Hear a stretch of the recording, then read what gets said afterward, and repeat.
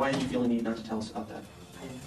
I shouldn't have. Looking back now, I mean, I should have told you, but I don't know. It's a mistake. In a quiet village nestled in the rolling green hills of Middle America, a dark drama begins to unfold. A woman going through a bitter divorce becomes consumed with rage towards her estranged husband, raging against the split that threatens to upend the comfortable life she has built. You're a real chicken shit, aren't you? You know, instead of coming in here and doing this while I was here and making this a little bit better, no, you had to tuck your f***ing tail.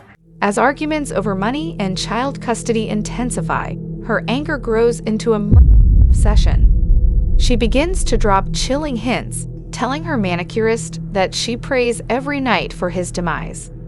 To a repairman, she suggests drugging and kidnapping him. Her assistant, she asks if he knows anyone who could rough up her soon-to-be ex. But her malevolent words are just the beginning. Soon, a mysterious blue barrel appears at the woman's workplace, though none of the standard barrels look like this. Casually, she asks a coworker if he thinks a body would fit inside. It seems she has begun to hatch a diabolical plot to be rid of her husband forever. She recruits a young man to help her carry out her evil scheme, though he believes they will only be robbing the husband. But she has a far more sinister plan in mind. Late one night, a call lures the unsuspecting husband from his home. In the darkness, he is set upon with chilling, calculated precision. His attackers use a stun gun and chloroform to incapacitate him before binding his limp body and transporting him to face his gruesome fate. He is stuffed inside the mysterious blue barrel, still living as the first drops of deadly acid sear his flesh. It is a horrific, agonizing end. Welcome to the harrowing tale of Larisa Schuster, a tragedy fueled by anger and betrayal. Hello guys, and thank you for joining us again at Crimeco, where we meticulously dissect some of the most chilling true crime cases from every corner of the globe, providing you with the most recent and in-depth information. If this sparks your interest, we would be delighted if you could subscribe to the channel. Also, giving this video a like significantly supports our channel's growth. We appreciate your help. Now, let's plunge into today's intriguing case. Our story unfolds in the quiet farming community of Clovis, California, a suburb of Fresno nestled in the agriculturally fertile San Joaquin Valley. Though just a short drive from the city, Clovis maintains a small-town charm, its residents bound by an old-fashioned sense of community. It is here, on the outskirts of the hustling metropolis, that Larisa and Timothy Schuster built a good life together until it was torn apart. Larisa Schuster, née Foreman, was born on a farm in rural Clarence, Missouri in 1960. After studying biochemistry at the University of Missouri, she married her college sweetheart Timothy Schuster in 1982. Timothy had grown up just a few hours north on a farm in Golden, Illinois. The two seemed destined for idyllic domesticity. After the birth of their daughter Kristen in 1985 and son Tyler in 1990, the Schusters relocated to Fresno, California to pursue new career opportunities. Larisa found work as a biochemist before opening her own successful business, Central California Research Laboratories. For a while, life was good. The lab flourished under Larisa's leadership, and in 2000 the Schusters upgraded to a large home in Clovis. On the surface, they appeared a model nuclear family. But Timothy's passivity allowed Larisa's domineering nature to go unchecked. She increasingly controlled the family finances and made major decisions without input from her husband. Timothy's meekness simply enabled her growing emotional abuse. With Larisa frequently absent and Timothy unequipped for discipline, their children began acting out. Daughter Kristen became defiant and reckless as a teen, while young Tyler grew more attached to his babysitter than his parents. By 2001, cracks in the Schusters' marriage were rapidly expanding. That February, after months of arguments, Larisa abruptly filed for divorce. But splitting up their assets would not be easy. Larisa insisted on keeping the lucrative biochem business she built. She wanted to maintain the lavish lifestyle to which she had become accustomed, even if it meant dismantling the family she once cherished. As the dissolution of their marriage loomed, a bitter feud was just beginning. The divorce rapidly escalated from acrimonious to venomous. Larisa and Timothy fought ferociously over custody of their son Tyler and financial divisions in the separation. Though initially continuing to share the family home, the caustic disputes soon forced Timothy to move out. In August 2002, he relocated to a nearby condo, infuriating Larisa by taking along furniture and other belongings she felt were rightfully hers. The perceived slight sent her into a rage. No, you had to tuck your f***ing tail. I want all of my grandmother's doilies, and I better, by God, see those mixing bowls. That same month, Larisa and an accomplice broke into Timothy's new condo to take back the items, which Larisa laughed about later, saying it felt better than sex. The bizarre burglary shook Timothy, who installed an alarm system and obtained a hand to protect himself. But Larisa was not deterred. Her deep-seated bitterness continued escalating as the divorce ground on. She told her manicurist Terry Lopez that she prayed nightly for Timothy's death, wishing he would crawl away and die. She asked others if they knew anyone who could beat up or kill her estranged husband. Timothy tried to document Larisa's threats, keeping recordings of the vitriolic voicemails she left. I hate your f***ing guts so bad I can't even stand you. I hope you burn in hell. As 2003 progressed, Larisa's once hyperbolic desires were congealing into a very real plot for murder. As animosity consumed her, Larisa Schuster began laying the groundwork for an unthinkable act. She started dropping chilling hints around her workplace. To one employee, Joseph Boatwright, she casually asked whether he thought a body could fit inside a 55-gallon drum that had recently been delivered to the lab. When he brushed off the macabre query as a joke, she pressed him for an answer. Larisa also asked if Boatwright knew anyone who could rough up her estranged husband Timothy. Again, her coworker dismissed the remarks as simply venting frustration over the contentious divorce. But soon her sinister musings would become deadly reality. In May 2003, just 2 months before Timothy's murder, Larisa made a highly suspicious purchase: 16 gallons of hydrochloric and sulfuric acid delivered to her lab. According to her stunned employees, the facility typically used less than a single bottle of acid per year. Larisa claimed the chemicals were for an extra thorough cleaning of the lab equipment. But the timing of the massive order raised red flags. It seemed the acid lady, as prosecutors would later call her, might have a far more nefarious use in mind. Her scheme was coming together. The acid had been obtained. Now she needed a willing accomplice to help her carry out the depraved act. For that, she turned to the naive young man who had helped her burglarize Timothy's home the year before. He is none other than James Fagon, a 21-year-old who had worked for her biochem company and served as a babysitter for her son Tyler. Though less than half her age, Fagon was enthralled by his sophisticated, successful boss.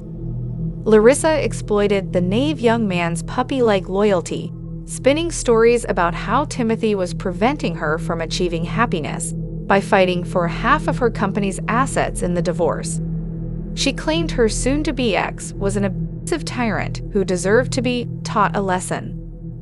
Gradually, Larisa directed the conversations toward her desire for Timothy to permanently disappear. She instructed Fagon to purchase a stun and zip ties, though he insisted he had no idea they would be used for murder. When Larisa asked for his help removing her husband from the picture, Fagon mistakenly believed they would only be robbing him. But on the fateful night of July 9, 2003, Fagon learned the horrific truth behind his boss' vengeful fantasies. Lured from his home late at night, Timothy was ambushed and tossed unconscious into a waiting car by Larisa and her young accomplice. Speeding through the dark suburban streets, the perpetrators whisked their helpless victim to his gruesome fate. At Larisa's house, the truth was revealed. Timothy Schuster was about to be dissolved alive in a barrel of acid. The ultimate betrayal was at hand. The sinister barrel that had arrived at Larisa's workplace months prior now served its grisly purpose. Timothy Schuster's unconscious body was stuffed inside the blue plastic drum, his feet and torso folded obscenely to fit inside.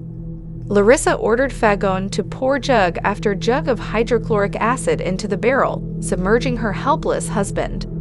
The caustic liquid began eating through his skin and organs as plumes of toxic fumes filled the night air. Whether Timothy regained consciousness in those agonizing final moments is unclear, but the pain must have been unimaginable. Trapped in darkness, he was literally dissolving alive by the hand of the woman he once loved. When Timothy's remains would not fully submerge in the churning acid, Larisa took the heinous act even further. She clinically cut off his lower legs with a saw so that the lid of the barrel could close over the gruesome scene. In under an hour, Timothy Schuster was sadistically transformed from a living, breathing man with a family that loved him into a disfigured mass of liquefied human tissue. His last moments were unthinkably horrific. Larisa Schuster had achieved her diabolical mission, but concealing her abominable crime would not be so simple. Soon, dark secrets would begin leaking out, bringing suspicious investigators ever closer to a ghastly truth no one was prepared for. Justice for Timothy inched closer. In the quiet suburb of Clovis, Timothy Schuster's mysterious disappearance did not go unnoticed for long. When he failed to show up for a scheduled breakfast on July 10, friends instantly knew something was amiss. Timothy was a creature of habit, dependable and devoted to his son Tyler. He would never miss a custody handoff, especially not for a long-planned trip to Disney World later that day. We thought maybe he went jogging, and got hit, by a car and was, somewhere. His punctuality and reliability were uncharacteristic strengths in the bitter divorce. So when Timothy didn't collect Tyler from Larisa's nail appointment, alarms sounded. Larisa feigned ignorance, but suspicions were rising. Even more unnerving was her decision to leave for vacation despite her ex-husband's unexplained absence. With each passing hour, dread mounted. Friends noticed Timothy's abandoned cell phone and wallet at his tidy home. It seemed unfathomable he would voluntarily disappear. But authorities required a lengthy waiting period before investigating missing adults. Larisa escaped to Missouri unimpeded, raising eyebrows with her calm demeanor and impromptu cleaning of her lab before departure. In truth, a gruesome cover-up was already underway. The night of Timothy's murder, his remains had been relocated to a hidden storage unit temporarily. Then, under the guise of a late-night equipment delivery, Larisa and her accomplice permanently disposed of the victim's body in a dumpster behind her biochem facility. With the grisly evidence secreted away, Larisa carried on with vacation plans, believing she had committed the perfect murder. But gaping holes were emerging in her crafted narrative. Police were growing wary of the callous biochemist with a burgeoning reputation as the acid lady. Soon, the shocking truth would come spilling out. Back home from vacation, Larisa Schuster soon found herself a prime suspect in Timothy's disappearance. Investigators were sharpening their focus on inconsistencies in her statements. Questioned about a late-night call placed to Timothy's home, Larisa first tried claiming it as accidental, a pocket dial. But records showed the over 1-minute call was deliberate, destroying her credibility. Other lies rapidly unraveled. Larisa said she hadn't spoken to Timothy in months, though vitriolic voicemails proved otherwise. She claimed to have forgotten her phone at home until police spotted it in her car. Her alibi crumbled. You have your cell phone? No, I here? don't. I don't have it here. Where's your cell phone? I have it at home. At home? Yes. Most damning were Larissa's own recorded words. Obscene, threatening emails to Timothy betrayed deep bitterness over money and custody disputes. Detectives knew spousal acrimony often bred violence. They soon uncovered Larissa's earlier burglary of Timothy's home, her ominous jokes about disposing of bodies in acid, and massive shipments of corrosive chemicals to her lab. Strong circumstantial evidence was coalescing against the callous biochemist. But the biggest break came from an unexpected source, Larissa's young accomplice. Under intense interrogation, James Fagon finally cracked and confessed everything. He exposed her step-by-step plot and his own unwitting complicity in the murder scheme. With their airtight account of the horrific crime, police finally obtained the smoking barrel. Its ghastly contents left no doubt of Larisa Schuster's gruesome guilt. She had dissolved her husband alive out of pure avarice. Justice was imminent for the acid lady's unspeakable crime. With Timothy Schuster's remains finally uncovered, the sadistic manner of his death sent shockwaves through the community. The gruesome details emerging painted Larisa Schuster as a profoundly evil manipulator who sadistically destroyed her family. Investigators were haunted by the image of Timothy folded inside the drum, submerged in corrosive acid that liquefied his living body. They wondered if he had awakened during his torture last moments, helpless and unable to escape, as the deadly liquid seared away his skin and bones. The callous mutilation of Timothy's body to fit inside the barrel was further evidence of Larissa's monstrous lack of empathy.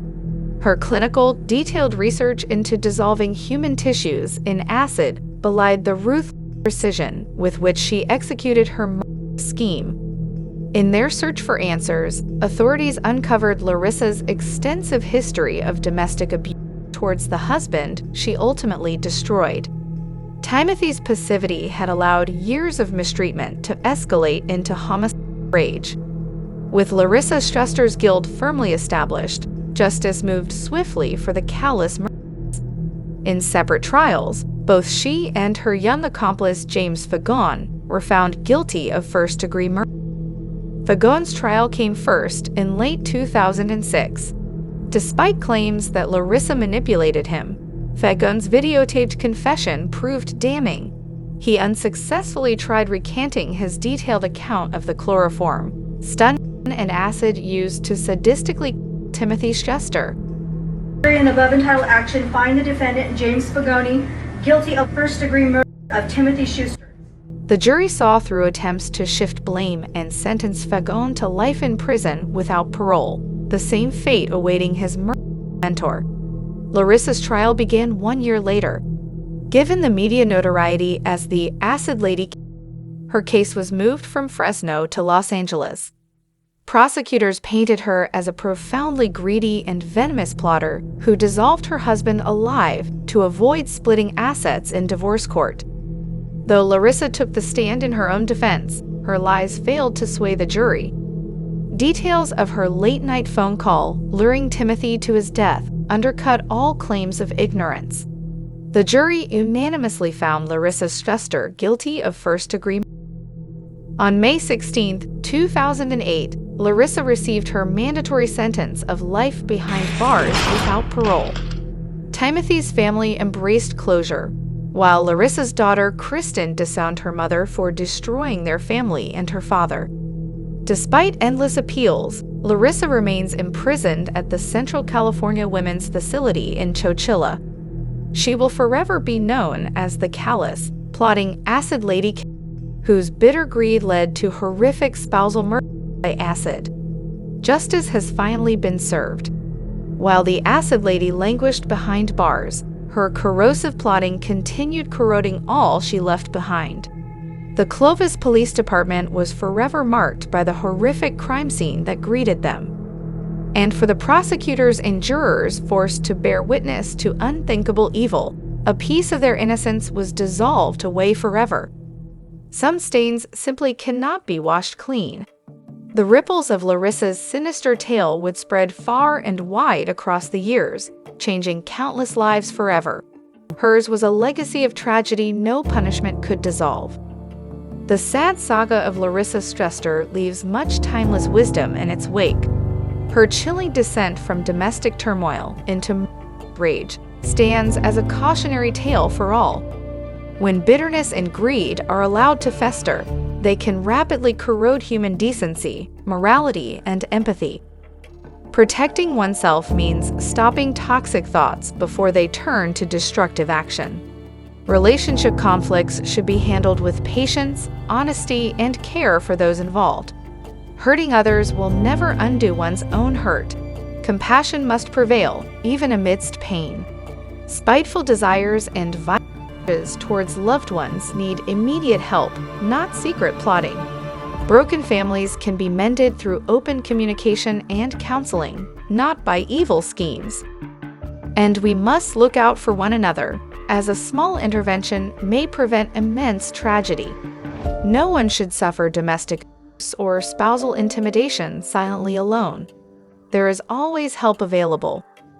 Though we may never fully understand what allows to conceal itself behind welcoming smiles, Timothy Schuster's fate stands as a permanent reminder that good still lives within us all. Each day presents a choice. Will we dissolve the darkness, or let it consume us? For those left behind by Larisa Schuster's unconscionable crime, the light still worth choosing is all they have left to cling to. Before you leave, please remember to like this video, subscribe to our channel, and click the notification bell. This will ensure you stay informed about the latest true crime cases we unravel. We're grateful to have you as part of our community as we delve into the captivating mysteries that continue to intrigue us all. Stay curious, and remember that justice sometimes lurks in the darkest corners. Thank you for spending your time with us, and we eagerly anticipate seeing you in our next exploration.